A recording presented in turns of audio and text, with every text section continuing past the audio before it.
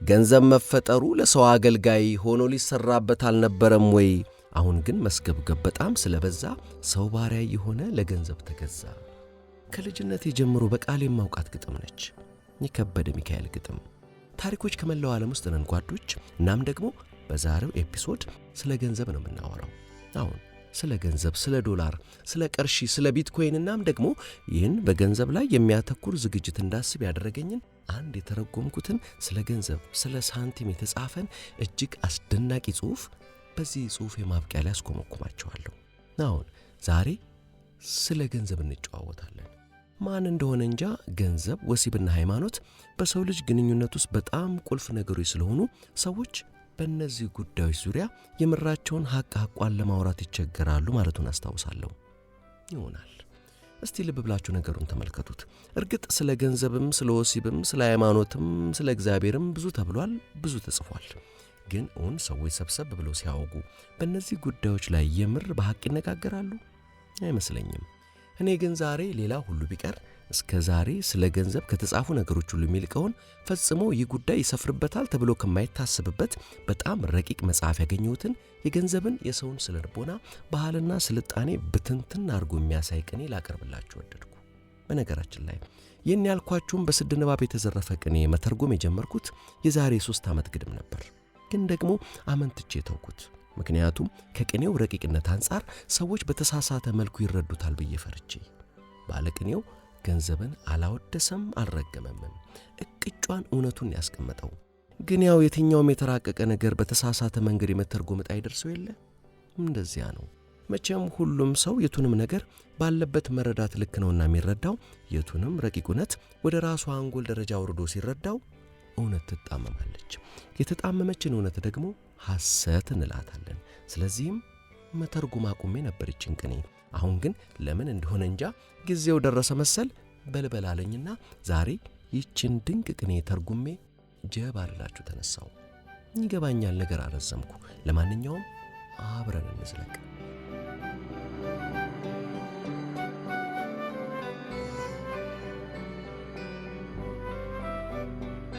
የዛሬው ዝግጅት ያስኳል የሆነውን ስለ ገንዘብ የሚያወሳውን ቅኔ የደረሰው ባለቅኔ ሚካኤል ኔሚ ይባላል። መጽሐፈ ሚርዳድ በሚል ርዕስ ተርጉሜ አሳትሜ ጥቂት ክፍሎች አንብቤ ያቆምኩትን መጽሐፍ የጻፈው ሊባኖሳዊ ደራሲ ባለቅኔና ጸሐፊ ተውኔት ነው ሚካኤል ኔሚ። በነገራችን ላይ በቅርቡ ሙሉን መጽሐፈ ሚርዳድን በቀጥታ ስርጭት አነብላችኋለሁ። ሚካኤል ኔሚ የታላቁ ሊባኖሳዊ ባለቅኔ የካሊል ጂብራን ወዳጅ የነበረ ነው። በ98 ዓመቱ በጎርጎሮሳውያኑ 1988 ቤይሩት ሊባኖስ ውስጥ ያረፈው ኔሚ 99 መጽሐፍትን ጽፏል። ስለ ገንዘብ የምታወጋውን ቅኔውን ያገኘኋት የወዳጁ የካሊል ጂብራንን ግለ ታሪክ ከጻፈበት ካሊል ጂብራን የባዮግራፊ ከተሰኘው መጽሐፍ ውስጥ ነው። በእንግሊዝኛ በአረብኛና ራሻኛ የሚራቀቀው ኔሚ ይህን መጽሐፍ ልክ እንደ መጽሐፍ ሚርዳድ ሁሉ በእንግሊዝኛም በአረብኛም ነው የጻፈው። እንደ እውነቱ ኔሚ ሌላ ሁሉ ይቅርና በዚህ ካሊል ጂብራን ግለ ታሪክ መጽሐፍ ውስጥ በጥቂት ገጾች ላሰፈረው ገንዘብን ለተመለከተ ቅኔው ብቻ በስነ ጽሑፍ የኖቤል ሽልማት ይገባው ነበር። ግን ምን ዋጋ አለው? የሰውየው ረቂቅነት ከሸላሚው ኮሚቴ አንጎል በላይ ሆነ። 1-2 ጊዜ ያክል ለሽልማቱ እጩ ሆኖ ቀርቦ ነበር። ግን ሳይሸልሙት ቀሩ። አመለጣቸው፣ ቀረባቸው። በተለይ በአንደኛው ዓመት ራሻዊ ደራሲ አሌክሳንደር ሶልዘንስቲን ነበር የተሸለመው። የሶልዘንስቲን መጽሐፍት ምናልባትም ወደፊት 1-2 ትውልድ ተሻግረው ይነበቡ ይሆናል።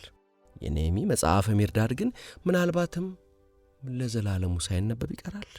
ለነገሩ ለእንደርሱ አይነቱ ሰው መሸለም አለመሸለም ምንም ማለት አይደለም። ይልቅ ከሽልማቱ ዝነኝነት አንጻር ቢሸለም ኖሮ ዓለም ከድንቅ ሥራዎቹ ጋር በደንብ እንዲተዋወቅ ትልቅ ዕድል ይፈጥር ነበር። እና ዛሬ በዚህ ጽሑፍ የማብቂያ ላይ የምጋብዛችሁ ሚካኤል ኔሚ በካሊል ጂብራን ግለ ታሪክ መሃል ጂብራን ወደ ኒውዮርክ መሄዱን በሚገልጽበት ምዕራፍ ላይ የገንዘብን ነገር አንስቶ የተቀኘውን ነው። ኔሚ በዚህ ቅኔው ስለ ገንዘብና የሰው ልጅ ክፍለ ዘመናት የተሻገረ ግንኙነት እንድትነግረን ሳንቲምን ካለችበት ጠርቶ ያናዝዛታል። ኔሚ የሚያናዝዛት ሳንቲም በዙፋኗ ጉብ ብላ ዘውድ ደፍታ በታሪኬ ለሰው ልጅ 7 ተአምራትን ሰርቻለሁ ብላ ገድሏን ትዘረዝርልናለች። ምዕራፉ ሲጀምር እንዲህ ይላል።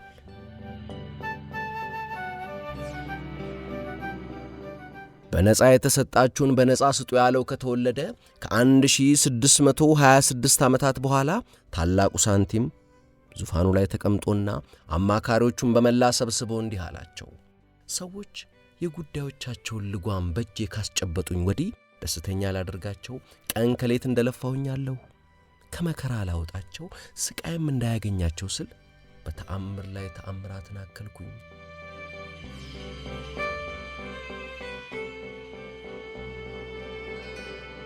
ያው እንግዲህ በነጻ የተሰጣችሁም በነጻ ስጡ ሲል ሐዋርያቱን ያዘዘው ማን እንደሆነ አይጠፋችሁም ጓዶች፣ ክርስቶስ ነው።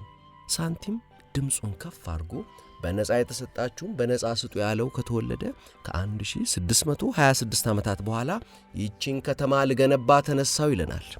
ይህቺ ከተማ እንግዲህ ኒውዮርክ ናት። ሳንቲም ይህችን ከተማ የገነባት መሐንዲስና ግንበኛ እንዳይመስላችሁ አትሞኙ፣ እኔ ነኝ ነው የሚለን። እናም ሲቀጥል በታሪኬ 7 ተአምራትን ሰርቻለሁ ይለንና ተአምራቶቹን አንድ በአንድ ይዘረዝርልናል። ያኔ የሰው ልጅ ራሱም በሳንቲም አይን እያየ መታዘብ ነው። እንግዲህ እንደ ገንዘብና ቅኔ፣ ስነ ጽሑፍና ኢኮኖሚክስ፣ ባንክና ቤተ መጻሕፍት የተራራቀ ነገር ይኖረውን በዚህች ዓለም? እርግጥ ሁሉም ነገር ይገናኛል በዚህች ዓለም ይገባኛል። ሁሉም ከሰው ስለተገኙ ሰው ውስጥ ይገናኛሉ። ቢሆንም ግን ነገሮችን ከዚያ በመለስ ስናይ ባለቅኔው ቅኔውን አይበላ፣ ግጥሞቹን ለማሳተሚያ ስፖንሰር ለቀለቡ ብር ይቀበላል፣ ይሸለማል። ባንኩ ውስጥ ከተከማቸው ገንዘብ ከፊሉ ሙዚቃ ተቸብችባ ስነ ጽሑፍ ተሸጣ የተገኘ አይደል? በእርግጥ ነው። ቢሆንም ግን ጉግል ምስክሬ ነው። የትኛውንም ኤአይ ሞዴል ዳኛ አድርጋችሁ ጥሩ፣ የመላው ዓለም ብራናና ሃርድ ዲስክ ይፈተሽ፣ ቅኔና ገንዘብ የሚሉ ቃላት በአንድ አረፍተ ነገር ውስጥ ጨርሶ አይገኙም አልልም። ቢገኙም ከስንት አንዴ ነው። ምናልባትም ከፊሉም ለስላቅ ታስብ ይሆናል። ይህ ምን ያሳየናል? አማካዩ አቬሬጁ ባለቅኔ ምን ያለ ገንዘብ እንደማይኖር ቢረዳ ገንዘብ ቅኔ የሚዘረፍለት አንዳችም ቁም ነገር አለው ብሎ አያስብም። በዚህ ደረቅ ነገር ላይማ ወለላ ስንኞችን አላፈስም ነው የሚል። ይልቅ ወደ እርጥቦቹ ወደነ ፍቅር ወደነ ውበት ነው ባለቅኔ ተብዬ የሚከንፍ። ወኔና ደም ወደሚታለብባቸው ወደ ጀግንነትና ጽናት ነው የሚተለተል። ለአብዛኛው ባለቅኔ የገንዘብ ነገር እንደ ምድረ በዳ ደረቅ ነው። እርግጥ እጃቸው ኪቦርድ ምናባቸው ሳንቲም ላይ የዋለለ የሚያሽቃብጡለት ከያንያን በሽ ናቸው። ያ ግን ሌላ ነገር ነው። ሚካኤል ሌሚን ከሌላው ባለቅኔ የሚለየው ነገር ያለው እዚህ ጋር ነው። ብዕሩ ሲሻው ሌላው ቀርቶ ከምጣኔ ሀብት ምድረ በዳ ከደረቅ የሳንቲም ክምር የቅኔ ዘምዘም ያፈልቃል። እናም ዛሬ በዚህ ምድረ በዳ የምትንከላወሷን የሳንቲም ጂኒ በምን ጥበብ እንደሆነ እንጃ በቀትር አስቁሙ ገድል ያለችውን ያስለፈልፋታል። በታሪኬ 7 ተአምራት ሰርቻለሁ ትረናለች ሳንቲም። እንደ 2 ገጾቿ ወንድም ሴትም መሆን ሳይገዳት ጎበዝ። ይህ ቀላል ነገር አይደለም። ሲጀመር 7 መች ቀላል ቁጥር ሆነና ወዳጁ ጂብራን ራሱ ዘማድማን እብዱ የተሰኘውን መጽሐፉን እንዲህ ሲል አይደለም የሚጀምረው?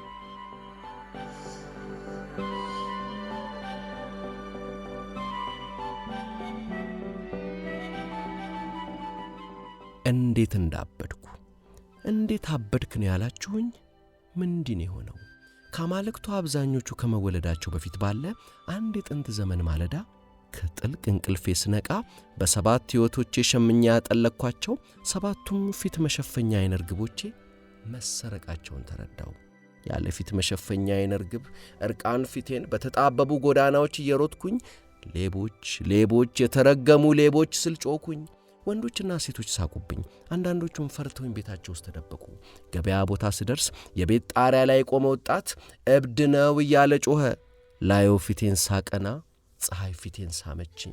ለመጀመሪያ ጊዜ የፀሐይ ብርሃን እርቃን ፊቴ ላይ ያበራ። ነፍሴ በፀሐይ ፍቅር ነደደች። ምን ያድርግልኛል አይነ ርግብ ፊት መሸፈኛ ለምኔ እንኳን ጠፉ አይነ ርግቦቼ አልፈልጋቸውም አልኩ። በሰመመን ውስጥ ያለውም ያክል አይነ ርግቦቼን የሰረቁኝ ሌቦች የተባረኩ ናቸው ስል ጮኩኝ። እናም እንዲሆኝ ነው ያበድኩኝ ይለናል ጂብራን እብዱ ሲጀምር። እናም አያችሁልኝ እዚህ መጽሐፍ ውስጥ ያለውን የ7ን ቁም ነገር የሐቅ ማንነት ሸፋኝ በ7 ሕይወት የተሸመኑ 7ቱ አይነ ርግቦቼ ሰው ፊት ለብሳቸው የነበሩ ሲሰረቁብኝ አበድኩኝ፣ እውነተኛም ሰው ሆንኩኝ ይላል። በነገራችን ላይ የእኛ ተወዳጅ ኦሾ በአንድ መጽሐፍ ውስጥ ያንተ ያለ ይህ እብድ እኔ ነኝ ይላል። ኦሾ ደግሞ እንደና ነገር ሲያገኝ እኔ ነኝ የሚለው ነገር እንግዲህ ሳንቲምም 7 ተአምር ሠራው ነው የምትለን። 7ማ ግልጽ ነው መንፈሳዊ ነገር አለባት። 1 7 ወይ 2 7 ወይ 3 7 ጸበል ተጠመቅ አይደል የሚሉ ነፍስ አባት ሀያ ኒውተን ራሱ ማለቴ ሰር አይዛክ ኒውተን በብርሃን ምርምሩ ላይ ነጭ ብርሃንን ፕሪዝም በሚሰኘው የጠርሙስ ጡብ ውስጥ በማሳለፍ ብርሃን ወደ ተዋቀረባቸው ቀለማት ተዘርዝሮ ሲያያቸው ቀለማቱ 6 ሆኖበት ከፍቶት ነበር። ምክንያቱም መሰረታዊ የተፈጥሮ ሁነት 7 እንጂ 6 መሆኑ አያምርም አለ ኒውተን። አያችሁ፣ ኒውተን አብዛኛውን ዘመኑን ከፊዚክስና ሂሳብ ይልቅ በሃይማኖትና አልኬሚ ምርምር ላይ ያሳለፈው። በሃይማኖቱ አምባ ደግሞ 7 ብዙ መንፈሳዊ ትርጉም የያዘች ወሳኝ ቁጥር ነች። በመሆኑም ነጭ ብርሃን የተዋቀረባቸው ቀለማት ሐምራዊ፣ ሰማያዊ፣ አረንጓዴ፣ ቢጫ፣ ብርቱካናማና ቀይ ብዛታቸው 6 መሆኑ አልተመቸውም። ስለዚህ ሰር አይዛክ ኒውተን ጌታ ኒውተን ምን አደረጉ? በሐምራዊና በሰማያዊ መካከል ያለችውን እምብዛም የማትታየውን ኢንዲጎን ዝርዝር ውስጥ አስገብቶ የቀለማቱን ብዛት 7 አደረጋቸው። ቬብጊዮር ይላቸዋል የፊዚክስ ተማሪ በምህጻረ ቃል ሲጠራቸው። ቫዮሌት፣ ኢንዲጎ፣ ብሉ፣ ግሪን፣ የሎ፣ ኦሬንጅ፣ ሬድ። ቀለማቱን 7 አድርጓቸው አያ ኒውተን ደስ ቢለውም ተከታታይ የፊዚክስ ተማሪ ትውልዶች ግን ቤተ ሙከራ ገብተው ቀለማቱን ለሪፖርታቸው ከመሳሪያው ላይ ሲመዘግቡ የኢንዲጎ ነገር እንዲያው ህልምልም ሆኖ በደንብ ስለማትታይ ምስኪን ተማሪ ነጥሎ ሊያያት አይኖቹን ያጨነቁራል። ቢሆንም አያ አይዛክ ኒውተን ፊዚክስን ፈጥሮ ውለታ ውሏል። ማን ይከሰዋል?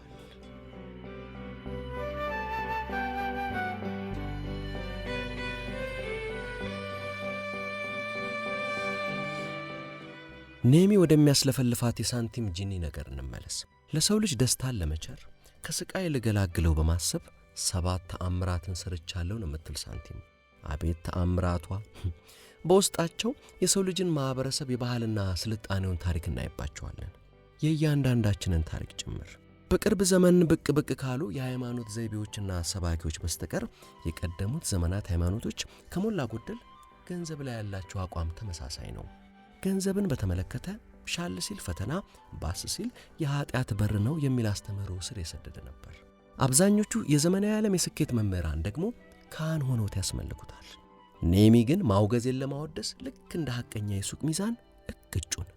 ብዙ አላጓጓችሁም፣ የተረካዬ ማብቂያ ላይ ተሰሙታላችሁ። ግን ከዚያ በፊት ገንዘብ ማለት ምንድን ነው?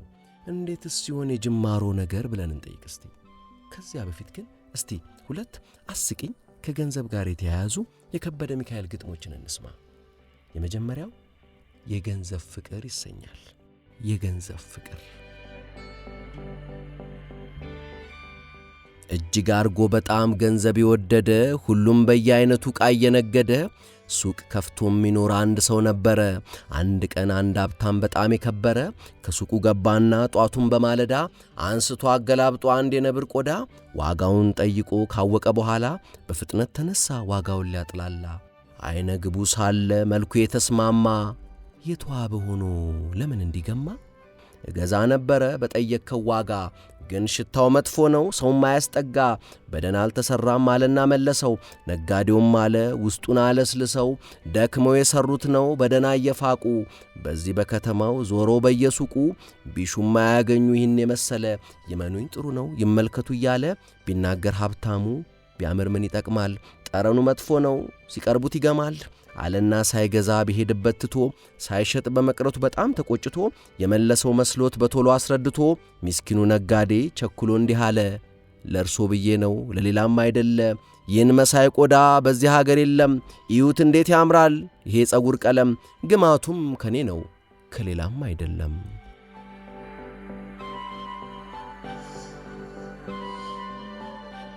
አንድ ጅል የሚሰኘው አስቂኝ ግጥም ደግሞ ከአንድ ልብስ ሰፊ መደብር ገባና አንድ እውነተኛ ጅል ከመድረሱ ገና በጣም ደስ ብሎት ከልቡ እየሳቀ ልብስ ሰፊው የት ነው አለና ጠየቀ።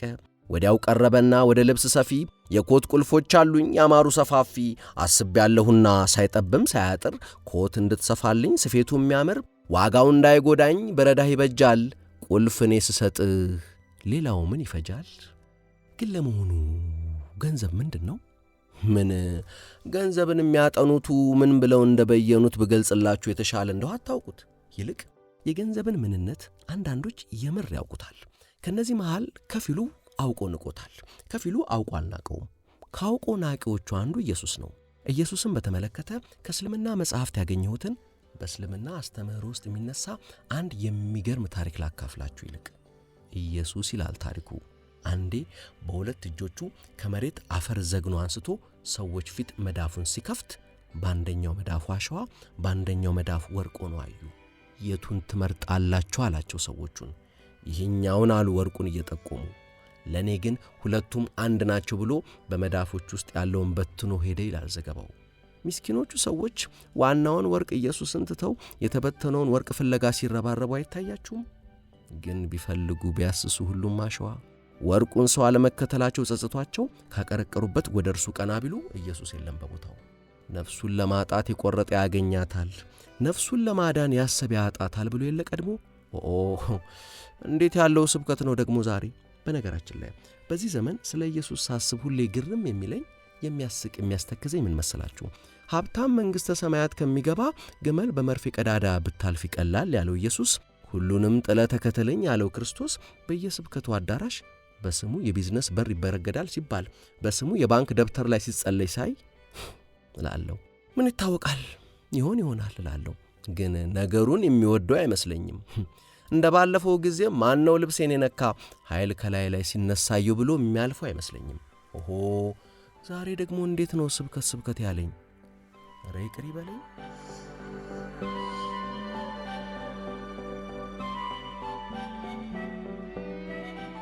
ለማንኛውም በሌላ መልኩ የገንዘብ ነገር የገባው ግን ገብቶት ያልተው አንድ የዚህ ዘመን ሰውም እንዳለ ልነግራችሁ እወዳለሁ ዛሬ። ማን ነው ካላችሁ ምን የምንቸገረኝ ስሙን እንደሆነ ነግራችኋለሁ። ስም ምንም ማለት አይደለም። ሰውየው እንደሆነ ማን እንደሆነ አይታወቅ። ምናልባትም አንድ ሰው ሳይሆን የበርካታ ሰዎች የጋራ መጠሪያ ነው የሚሉም አሉ። ብቻ ሁሉም መላምት ነው። ማንም ስለ እርሱ የሚያውቅ አይመስልም። እርሱም ዝምጭጭ እንዳለ ነው። ይህ ሰው የዓለማችን የመጀመሪያው ዲጂታል ገንዘብ የሆነው የቢትኮይን ፈጣሪ ሳቶሺ ናካሞቶ ነው። በእርግጥም ይህ ሰው የገንዘብ ነገር ገብቶታል። ቢገባውማ ነው አዲስ አይነት ገንዘብ የፈጠረው። በዓለማችን የገንዘብ ስርዓት ላይ ተደጋግመው የሚነሱ ሂሶች ነበሩ አሉ። አዲስ የመጡት ቢትኮይንና መሰል የክሪፕቶ ከረንሲ መገበያያዎች የሚነሱባቸው ችግሮች ቢኖሩም በጣም በሚገርም ስልት በርካታ የተለምዳዊ የገንዘብ ስርዓት ችግሮችን መፍታት የቻሉ ናቸው። ናካሞቶ ከምንም አይነት ማዕከላዊ ተቆጣጣሪ አካል መንግስትም ሆነ ባንክ ነፃ የሆነ የክሪፕቶ ከረንሲ የገንዘብ አይነት የሆነውን ቢትኮይንን የፈጠረው በጎርጎሮሳውያኑ 2008 ነበር። በ2009 ስራ ላይ መዋል ጀመረ። መጀመሪያ ላይ የእውኑን ዓለም ሸቀጥና አገልግሎቶች ለመግዛትና ለመሻሻጫነት ይውላል ብሎ የገመተ ያለ አይመስልም። በመጀመሪያ ደረጃ በጣም ጥቂት ፕሮግራመሮች ብቻ ናቸው ነገሩ በራሱ ምን እንደሆነ የተረዱት። መንግስታት፣ ባንኮችና የሕግ አካላት ነገሩን አልወደዱትም። እስከዚያን ጊዜ ድረስ በነበረው ግንዛቤ አንድ ገንዘብ የምር መገበያያ እንዲሆን ማሟላት የሚገባው በርካታ ነገሮች አሉ። ቢትኮይን ከዚህ በጣም የራቀ ነው። እስከዚያን ጊዜ ድረስ የነበረውን የፋይናንሻል ስርዓት ባፍጢሞ የደፋ ነው። የቱም ሀገር ወይም ባንክ መገበያያ ገንዘቤ ነው እመኑት አላለም። በዙሪያ ያሉትም ነገሩ የመሰጣቸው ጥቂት የኮምፒውተር የክሪፕቶግራፊና የፋይናንስ ዕውቀት ያላቸው ፕሮግራመሮች ብቻ ነበሩ። ያመነበት ሕዝብ አልነበረም። ቢትኮይን ከፍሎ ሻይ የጠጣ በታክሲ ሄደ ሰው አልነበረም። ይህ ሁሉ ግን እንደ ዋዛ በጎርጎሮሳውያኑ ግንቦት 22 2010 ተቀየረ። ለመሆኑ የዚያ ዕለት ምን ሆነ? የዚያ ዕለት ላዞ ሃኒች የሚባል ፕሮግራመር 10,000 የቢትኮይን የዲጂታል ገንዘብ ሰጥቼው 2 ፒዛ የሚገዛልኝ ሲል ማስታወቂያ ለጠፈ። በወቅቱ የ10,000 ቢትኮይን ዋጋ $40 ግድም ነው። ልብ አድርጉ። አሁን ላይ 10,000 ቢትኮይን ስንት እንደሚያወጣ ታውቃላችሁ? $1.1 ቢሊዮን ያወጣል። ያኔ ግን $40 ብቻ፣ ያውም የሚያምንበት ከተገኘ ነው። ያኔ ቢትኮይንን ተቀብሎ እንኳን ፒዛ የጀበና ቡና የሚቀዳልህ የለም። ብር የለኝም ካልክ፣ ቸግሮኛል ካልክ በነፃ የጀበና ቡና ቀዳልሃለሁ እንጂ ቢትኮይን ምናምን እያልክ አታጭበርበር፣ የማይሰራ ገንዘብ ነው የምትለው የጀበና ቡና ሻጯ ራሷ። እርግጥ አሁንም ቢሆን ኢትዮጵያና ቻይናን ጨምሮ በበርካታ ሀገራት ቢትኮይንን ጨምሮ የትኛውም ክሪፕቶ ከረንሲ ህገወጥ ነው። ህጋዊ ያደረጉት ሀገራት አሉ። በአንዳንዶቹ ዘንድ ደግሞ በከፊል ህጋዊ ነው። አቋም ያላዙበት ሀገራትም አሉ፣ አድፍጠው የሚጠብቁ። ከሆነለት ሊቀበሉት፣ ካልተሳካለትም ሊክዱት።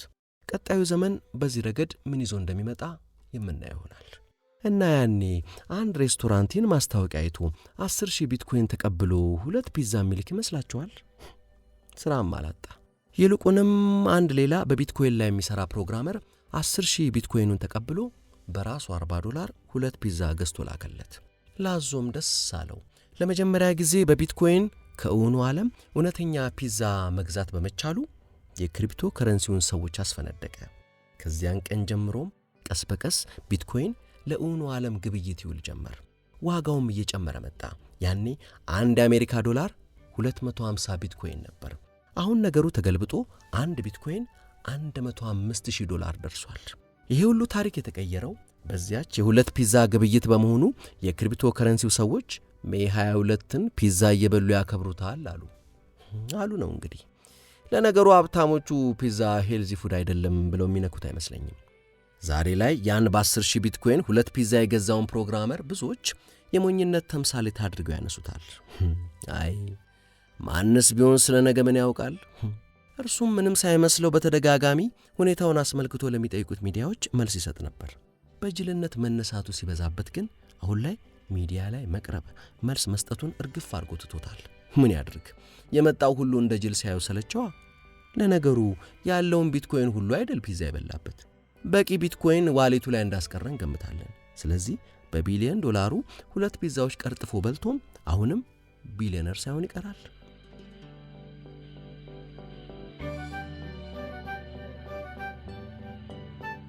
በነገራችን ላይ ክሪፕቶ ከረንሲን ከተለምዳዊ ገንዘብ ወይም ፊያት መኒ የሚለየው መንግስት እንደፈለገ ማተም ያለመቻሉ ነገር ነው። ለምሳሌ ቢትኮይንን ብንወስድ አሁን በስርጭት ላይ ያለው ቢትኮይን መጠን ወደ 20 ሚሊዮን ይጠጋል። የአቅርቦት ገደቡ ደግሞ 21 ሚሊዮን ቢትኮይን ብቻ። እናም ደግሞ የቢትኮይን ፈጣሪው ሳንቶሺ ገንዘቡን ሲፈጥር ለራሱ 1.1 ሚሊዮን ቢትኮይኖችን ወስዷል። ይህ እንግዲህ በአሁኑ ምንዛሬ $135 ቢሊዮን ይገመታል። ሰውየው ፈጽሞ የገንዘብ ችግር ያለበት አይመስልም። ምክንያቱም ከጎርጎሮሳውያኑ 2010 ጀምሮ ቢትኮይኖቹን ፈጽሞ አልነካቸውም። የሀብቱ ይህን ሰው አሁን ላይ የዓለማችን 9ኛው ሀብታም አድርጎታል። አዲስ ገንዘብ ፈጥሮ በፈጠሩት ገንዘብ ዋነኛ ሀብታም መሆን ይለዋል። እንግዲህ ነው ቢትኮይንን ተከትለው አሁን ላይ በሺዎች የሚቆጠሩ ክሪፕቶ ከረንሲዎች ተፈጥረዋል። ግን ተቀባይነት ያላቸው በጣም ጥቂቶች ብቻ ናቸው። ቢትኮይንን በተመለከተ የተከሰተ አንድ አስገራሚ ነገር ላጫውታችሁና ወደ ሌላ ጉዳይ ልለፍ።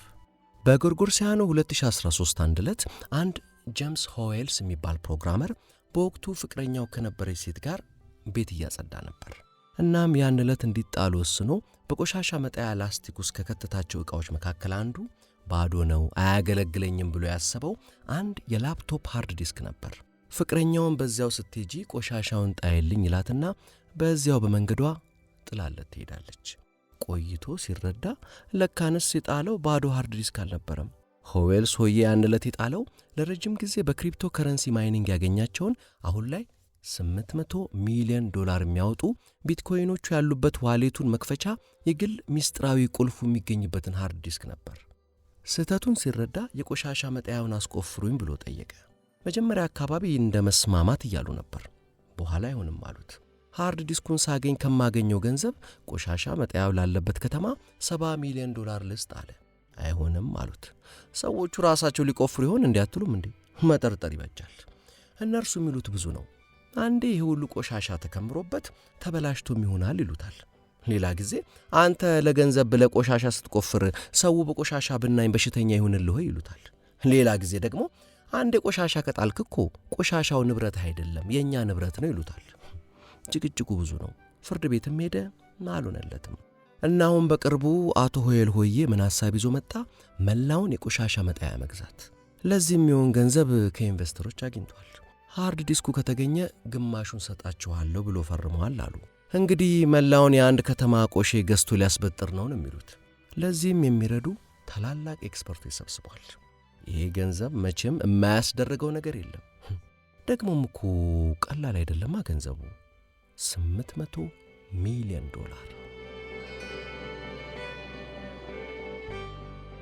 የገንዘብ አጀማመርን በተመለከተ ለረጅም ጊዜ የቆየው እሳቤ ዕቃም በቃ ከመለወጥ ተነስቶ እዚህ ደረሰ የሚለው ነበር። አሁን ግን አጥኞቹ የነገሩ ጅማሮ ያ ላይሆን ይችላል እያሉ ነው። በሁሉም ዘንድም መስማማት የለም። ለነገሩ የገንዘብ ጅማሮ በጣሙን ጥንታዊ ከመሆኑ የተነሳ ምናልባትም እውነተኛውን አጀማመር ማወቁ አዳጋጅ ሳይሆን አይቀርም።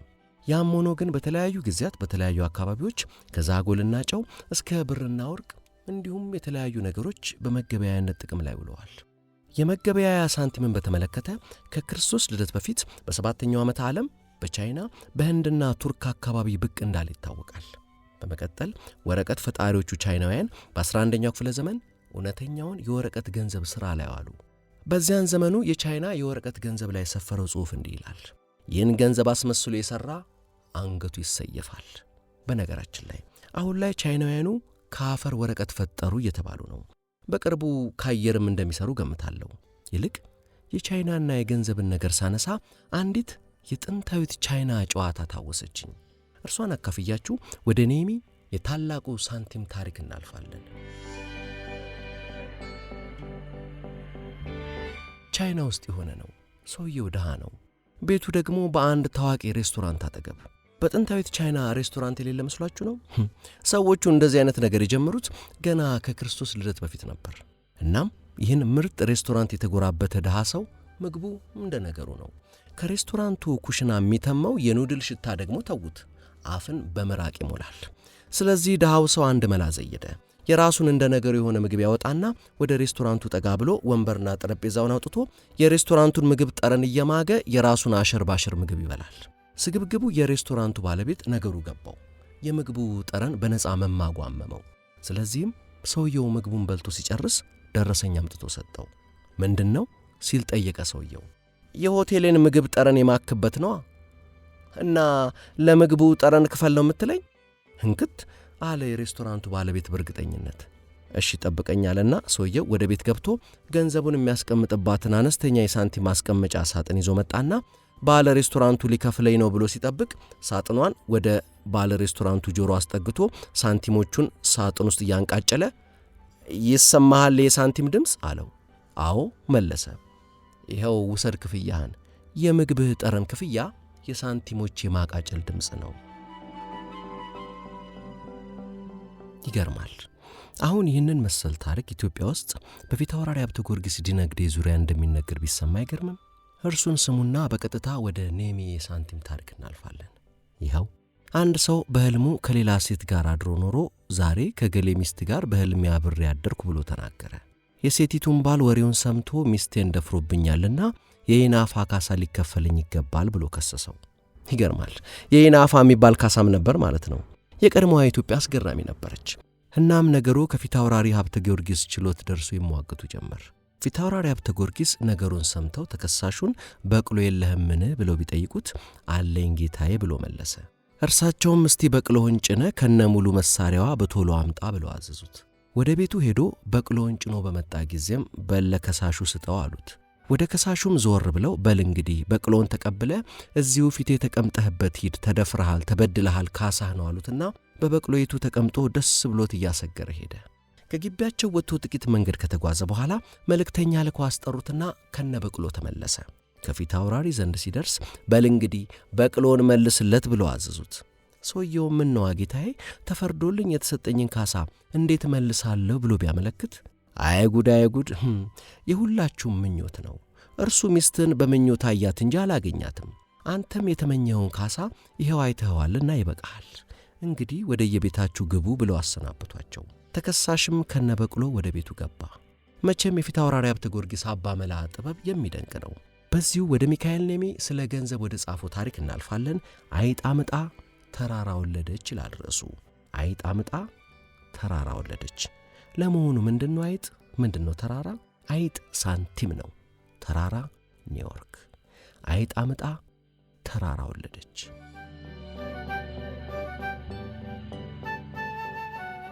በነጻ የተሰጣችሁም በነጻ ስጡ ያለው ከተወለደ ከ1626 ዓመታት በኋላ ታላቁ ሳንቲም ዙፋኑ ላይ ተቀምጦና አማካሪዎቹን በመላ ሰብስቦ እንዲህ አላቸው። ሰዎች የጉዳዮቻቸውን ልጓም በእጄ ካስጨበጡኝ ወዲህ ደስተኛ ላደርጋቸው ቀን ከሌት እንደለፋውኛለሁ። ከመከራ ላወጣቸው ስቃይም እንዳያገኛቸው ስል በተአምር ላይ ተአምራትን አከልኩኝ። ሰዎች የቋንቋቸውን መብዛት የልሳናቸውን መዘበራረቅ እያነሱ ሲያጉረመርሙ ብሰማ አንድ ብቸኛ ቋንቋ ፈጠርኩላቸው።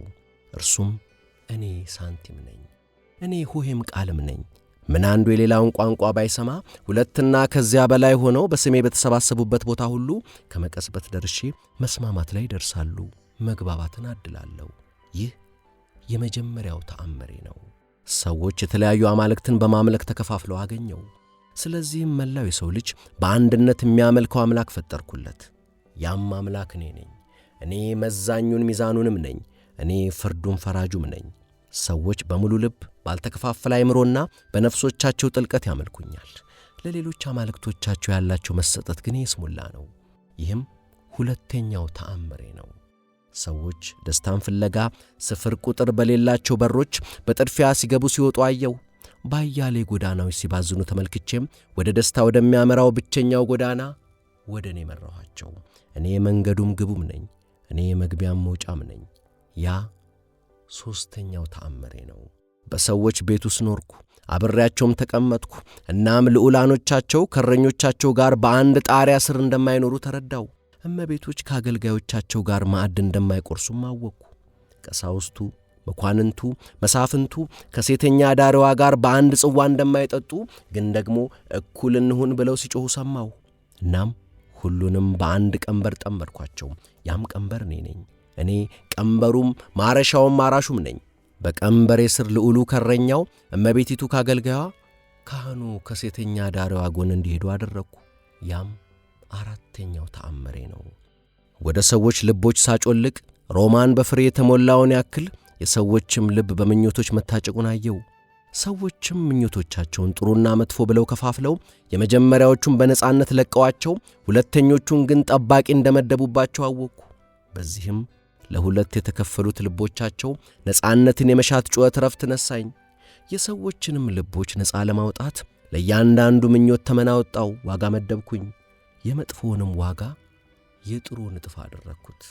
ይህም በማድረግም የሰዎችን እሴት አዛብቼ ልቦቻቸውን ከልቦቻቸው ነጻ አወጣው። ይህም አምስተኛው ተአምሬ ነው። በምድርም ላይ ስመላለስ የሰው ልጅ ምድሪቱን በእርምጃና በክንድር ዝማኔ በጋትና በሜትር ልኬት መትሮ እንደ ከፋፈላት አየው። ክፍፍሉንም ማስመረው ሁሉም ጎረቤቱ ወሰኑን አልፎ እንዳይገባ ሰይፍን ወሰን ጠባቂ አድርጓል። የመወለድ መብታቸው የሆነውን ምድር ለልጆቿ የቸረችውን በምድር ላይ የትም የመሄድ ነጻነት መልሼ ለሰዎች ለመስጠት ሁሉንም ወሰኖች በራሴ ድልድይነት አገናኝቼ ሰራዊቶቻቸውንና ሰይፎቻቸውን ከንቱ አደረግኩት። እኔ ድልድዩም ተሻጋሪውም ነኝ። ሰይፎች ለማንጸባረቅ በማይደፍሩበት እኔ ሰተት ብዬ እገባለሁ። ሰራዊቶች የማያልፉትን እኔ አቋርጬ ተማለሁ። ስድስተኛው ተአምሬም ይሄ ነው። የተአምራት ሁሉ ተአምር ግን ባያሌ ዘርና ሀገር ተከፋፍሎ የነበረውን የሰው ልጅ በአንድ ማቅለጫ ጨምሬ አቅልጬ አንድ ዘር አንድ ሀገር አድርጌ ማውጣቴ ነው። አሁን ምን ይሄ ብቻ? ከዚህም በላይ ምግብና መጠጥ መጎናጸፊያና መኖሪያቸውን አንድ አድርጌ የሰው ልጅን ባላንድ አይነት ሥጋ፣ ባላንድ አይነት አጥንት፣ ባላንድ አይነት ደም አደረግኩት። እኔ ምግብም መጠጥም ነኝ። እኔ መጎናጸፊያም ቤትም ነኝ። ሰዎች ከሚጠጡት ውሃ ጋር ውሃው ያለፈበትን አፈር፣ ተክልና እንስሳት መንፈስና ባሕሪ ጨልፈው እንደሚጠጡት ሁሉ የተቀበሉት ሳንቲም ምን እንደሚያለብስ፣ ምን ውስጥ እንደሚያኖራቸው ቀርቶ ምን እንደሚያበላ፣ ምን እንደሚያጠጣቸው ሳያውቁ በተቀበሉት ሳንቲም ምግብ፣ መጠጥ፣ ልብስ፣ ቤት ይገዙበታል። ለምሳሌ ይህን ተመልከቱ። ትላንት ሌሊት አንዲት ሴት አቅጣጫ የጠፋው የዋላይ ልቧን ምኞቶችና የትኩስ ደሟን መንተክተክ በገንዘብ ሸጠች። በወንዶች መዝገበ ቃላት ይህች ሴት ሴተኛ ዳሪ ትባላለች። ንጹሕና ጻድቁ ሊቀርባት የማይገባ የማኅበረሰብ ስህተት አሳሳች አረንቋ። ዛሬ ጠዋት ይህች ሴት ቤተ ክርስቲያን ሄዳ በዚህ መልክ ካገኘችው ገንዘብ ለቤተ ክርስቲያን ውድ ዕጣን ገዝታ ሰጠች። የተረፈውንም ለቄሱ ቸረች። ቄሱ ለአምላኩ ምስጋናና አምልኮ በሚል ከዕጣኑ ዘግኖ አጨሰ። በተሰጠውም ገንዘብ ለምሳው ሥጋ ገዛበት። ቄሱ ለአምላኩ ዕጣኑን ሲያጨስ ከአንዳች ባለመዓዛማ ዛፎች ወጥቶ የጓጎለ ነገር ያጨሰ ነው የሚመስላችሁ? እኔ ግን እላችኋለሁ ከሴተኛ ዳሪዋ ልብ አሽቶ የጓጎለው እንደምን ያጨሰው? ወይም ደግሞ ገዝቶ የበላው ሌላም ሳይሆን የአንድ ምስኪን እንስሳ ሥጋ ይመስላችኋል? እኔ ግን የሴተኛ ዳሪዋን ሥጋ ነው የበላው እላችኋለሁ። እናም የቱ ይቀላል? ከሴተኛ ዳሪዋ ጋር በአንድ ማዕድ ቀርቦ መብላት ወይስ ሥጋዋን በልቶ ደሟን ጠጥቶ እርሷን መሆን? ንገሩኝ፣ የቱ ነው የሚሻል? እንደገናም አንዲት ባልቴት አንገቷ ላይ ባነገተችው የጨርቅ ቦርሳ ውስጥ ብዙ ብር እንዳላት የሰማ ሌባ ቤቷን ሰብሮ በመግባት በጩቤ ወግቶ ገሏት በደም የተነከረውን ቦርሳ ይዞ አመለጠ። በዚያው ሌሊት ከገንዘቡ ከፊሉን ቁማር ተጫውቶ ተበላ። ሌባውን ቁማር የበላው ከነጋዴው ልብስ ሸመተ። ነጋዴው ከገንዘቡ ቆንጥሮ ለመንግሥት ግብር ከፈለ። መንግሥት ያንኑ ገንዘብ አንስቶ ለዳኛው እንሆ ክፍያ አለ። ዳኛው ችሎት አስችሎ ሌባው ላይ ሞት ፈረደበት። እና እውን ለሴትየዋ ደም መፍሰስ የዳኛው ተጠያቂነት ከሌባው የሚያንስ ይመስላችኋል? እኔ ግን እላችኋለሁ ሳያውቅ ቢሆንም እንኳ እርሱም ዘራፊ ደም አፍሳሽ ሆኗል። ዘራፊው ደም አፈሰሰ፣ ዳኛው ጅው አርጎ ጠጣው።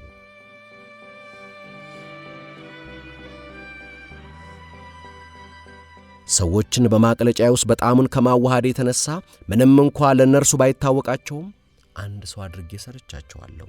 ከትንንሽ ተአምራት በተጨማሪ 7 ታላላቅ ተአምራት ሰርቼ ደስተኛ ላደርጋችሁ ብጥርም እነርሱ ግን አሁንም ከመከራና ስቃይ አልወጡም። ደስታ ስጠን የሚለው ጩኸታቸውም ነጋ ጠባ ጆሮዬን መጠለዙን አላቋረጠም።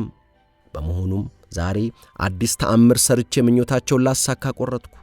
በጥንት ዘመን ለሰው ልጅ በርካታ ከተሞችን ገንብቼ ነበር።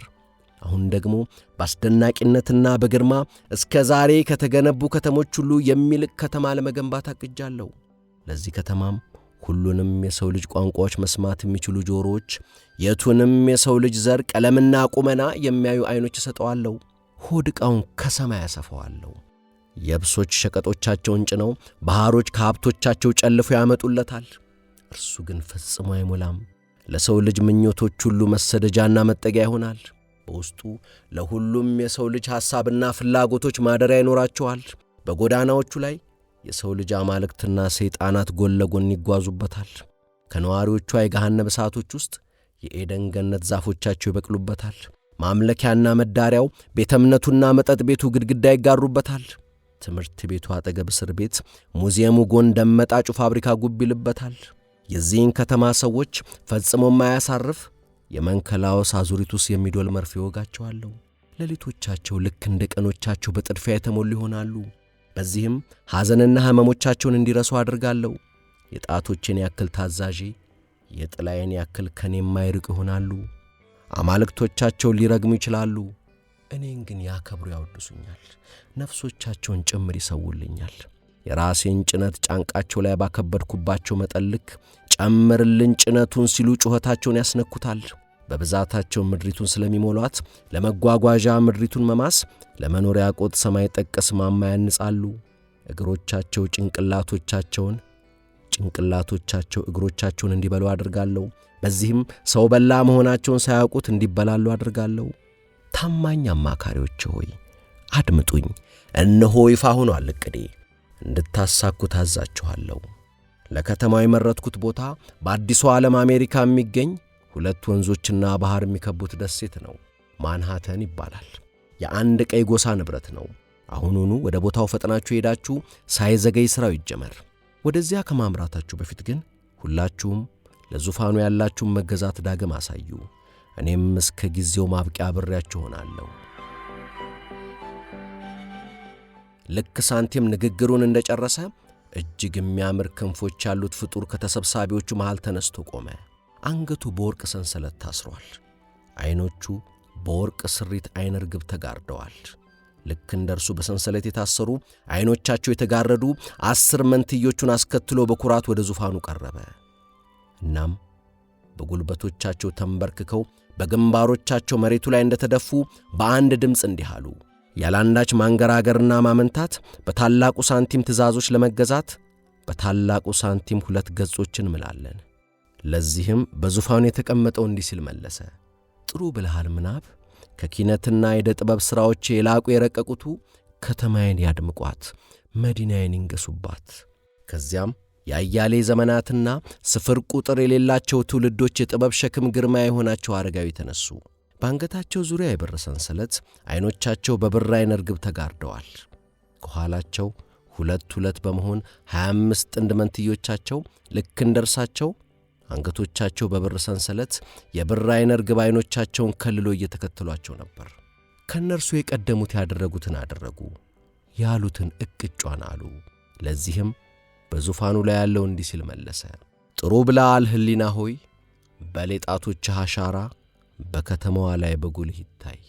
በመቀጠል እግሮቹ በመዳብ ሰንሰለት ታስረው ወፍራም መስታወት ያሉት መነጽር ያደረገ በመካከለኛ ዕድሜ ላይ የሚገኝ ጎልማሳ ተነሣ። በክራንቹ እየዘለለ ወደ ዙፋኑ ቀረበ። ከኋላው 2 እየሆኑ 49 ጥንድ መንትዮቹ ልክ እንደርሱ እግሮቻቸው በመዳብ ሰንሰለት ታስረውና ወፋፍራም መስታወት ያለው መነጽር እንዳደረጉ በክራንች እየዘለሉ ተከተሉት።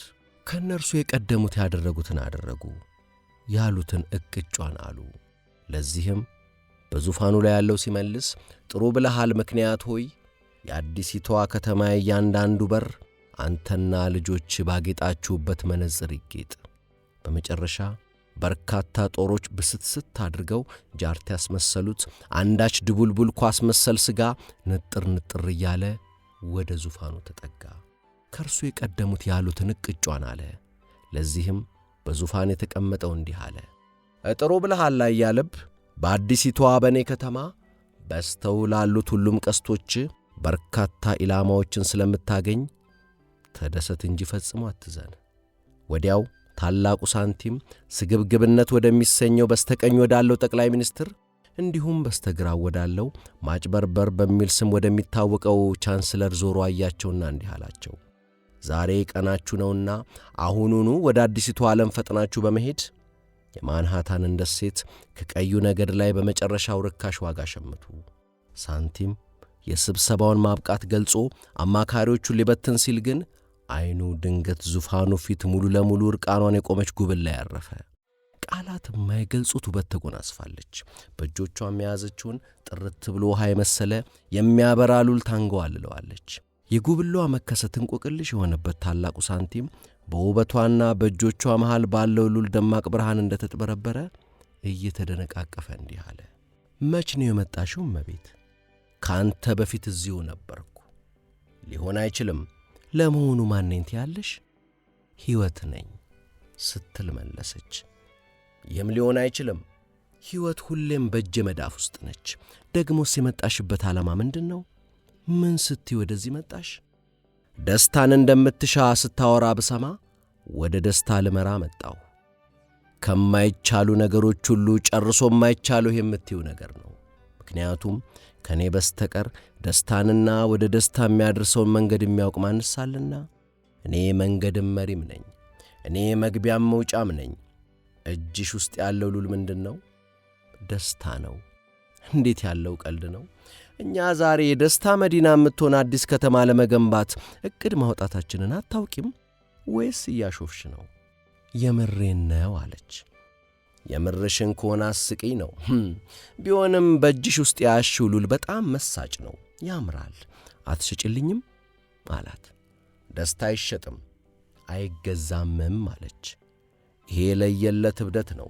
እብደት ጨርቁን ጥሎ ሲያብድ እንደማለት። እጥፍ ድርብርብ እብደት። በመንግሥቴ ስር የማይሸጥ የማይገዛ ነገር የለም። ሁሉም ይሸጣል፣ ይገዛል። ደስታን ካልሸጡ ካልገዙ ካልተገበያዩት በቀር ደስታን የሻተ እንዴት ሆኖ ነው የሚያገኘው? እኔን እንደዚሁ እንዳለው የወሰደ የተቀበለኝ እጄ ውስጥ ያለውን ውብ ዕንቁ ይቀበላል፣ ይወስዳል። በነጻ ተቀብያለሁ፣ በነጻ ሰጣለሁ። ምን ያለችው ፍረተ ቢስ መተተኛ ነች። ለፍረተ ቢስነትሽ መከለያ ከቆዳሽ በቀር ምንም ሳትለብሺ ፊቴ ለመቆም እንዴት ደፈርሽ?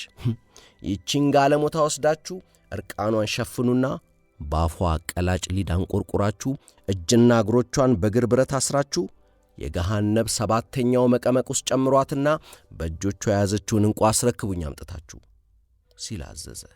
ዘቦቹ ወደ ውቢቱ ኮረዳ ሮጠው ሄደው የሚያበራውን ሉል ከእጆቿ ነጥቀው ዙፋኑ ላይ ለተቀመጠው ሰጡት።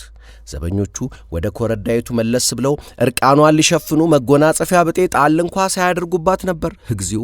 ሳንቲም ሆዬ በእጁ የገባው ሉል ሲመለከት እዚያው በዚያው እጅ ውስጥ ያለው ሉል ወደ ጥቁር ከሰልነት ተቀይሮ ወደ ኮረዳይቱም ሲያይ ዥንጉርጉር እባብ ሆና ያገኛት። ይሄኔ በደስታ ጮሆ እንዲህ አለ። መተተኛ ናት አላልኳችሁም? አናት አናቷን በሏት፣ ከእርሷም እንገላገል። በሉ ሁላችሁም ወደ ሥራችሁ ፍጠኑ። ዛሬ የምትሰሩትን ለነገ አታሳድሩ። በሰላም ሂዱ። ሳንቲም እንዳዘዘውም ሆነ።